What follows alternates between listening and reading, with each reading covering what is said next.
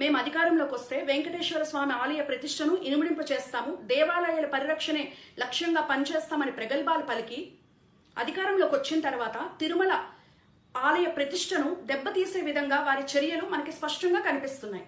నిన్న జరిగినటువంటి సంఘటన మనం ఒకసారి గమనిస్తే, శ్రీ గోవిందరాజస్వామి ఆలయంలోకి ఒక వ్యక్తి మద్యాన్ని సేవించి గుడిలోపలికి ప్రవేశించి రాజగోపురం పైకి వెళ్లి ఆయన అక్కడ ఉన్నటువంటి దేవుని పైన కాలు వేసి నాకు మద్యం కావాలి అని అడుగుతున్నారు అంటే మరి ఆలయంలో భద్రత ఏ రకంగా లోపించింది అన్నది మనకి స్పష్టంగా కనిపిస్తుంది.